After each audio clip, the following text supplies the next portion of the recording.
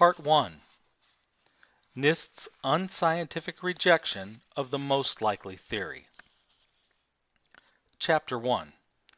NIST as a political, not a scientific agency.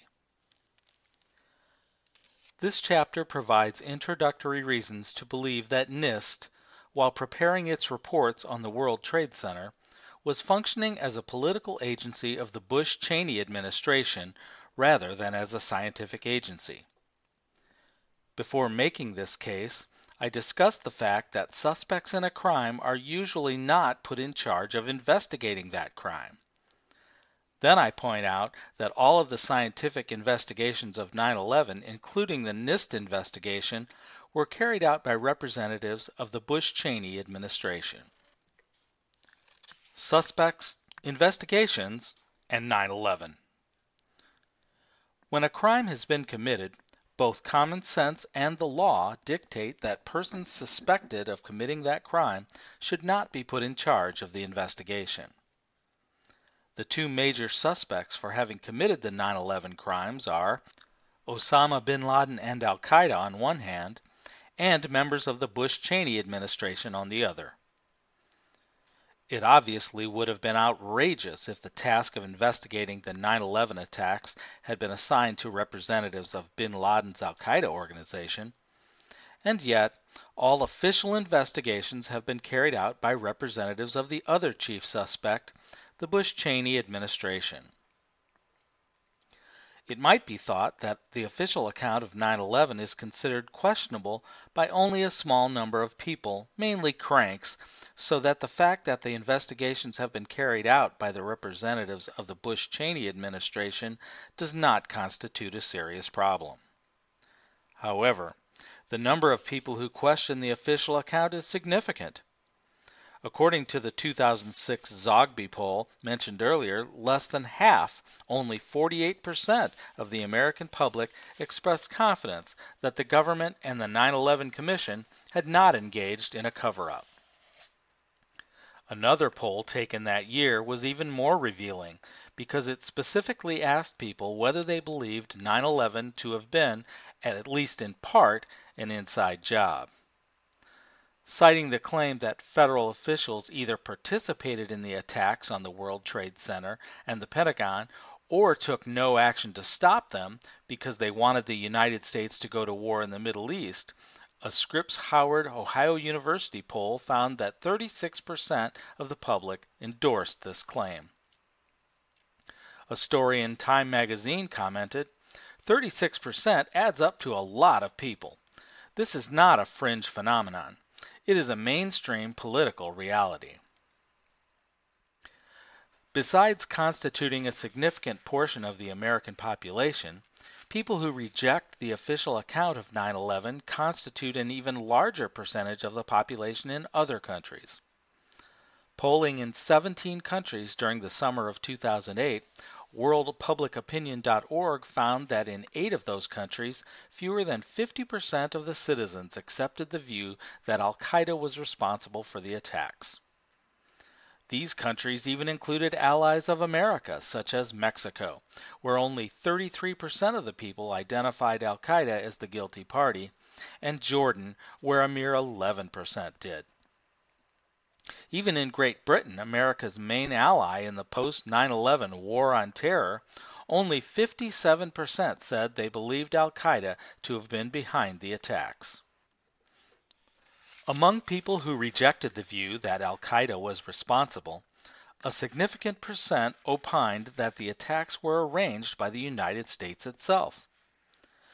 This view was most widespread among the 17 countries polled in 2 of America's allies, Turkey and Mexico, in which it was endorsed by 36% and 30% of the people respectively.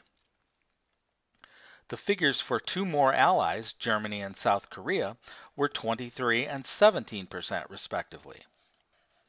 In China, the United States was blamed by 9% of the people. Although that is a lower percentage than in most countries, it translates to over 90 million Chinese.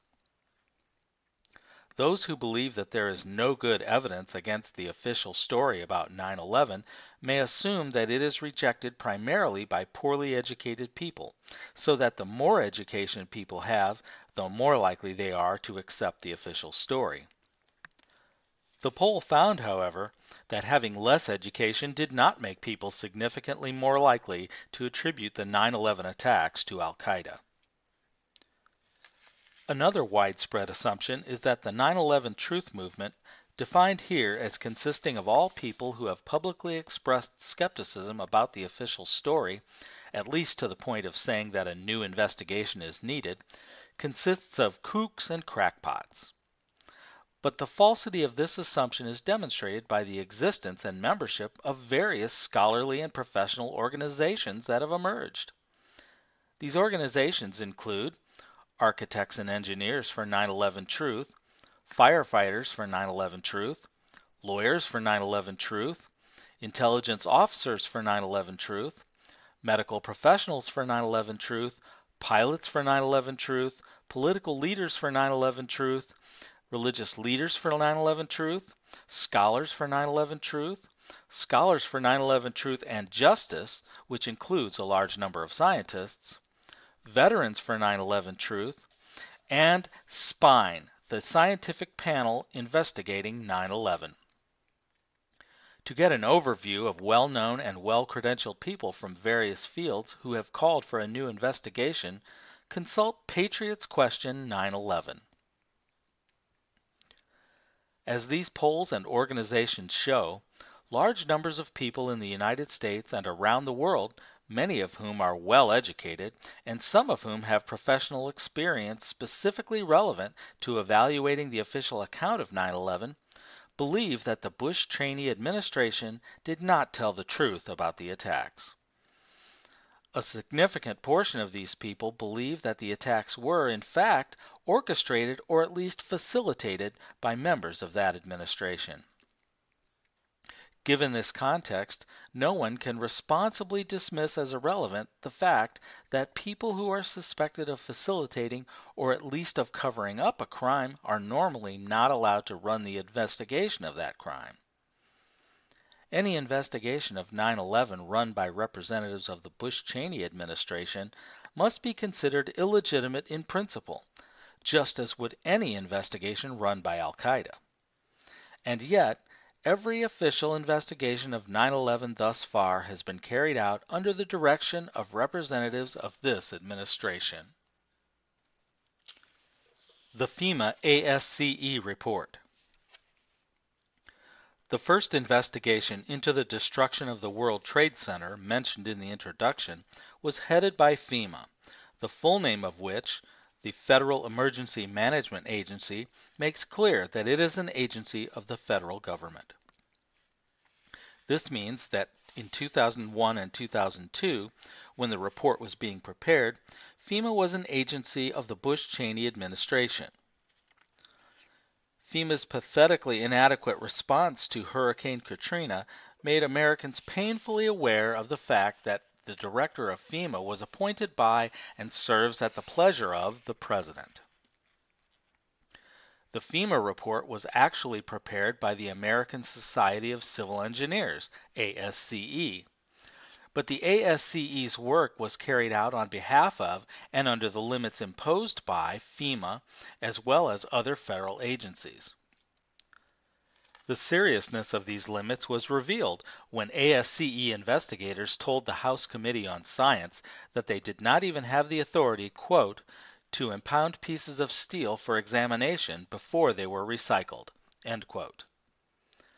The magazine Fire Engineering wrote in 2002, the, quote, official investigation, end quote, blessed by FEMA, is a half-baked farce that may already have been commandeered by political forces whose primary interests, to put it mildly, lie far afield of full disclosure. Except for the marginal benefit obtained from a 3-day visual walkthrough of evidence sites conducted by ASCE investigation committee members, described by one close source as a, quote, tourist trip, end quote, no one's checking the evidence for anything. As these statements illustrate, No real investigation was allowed.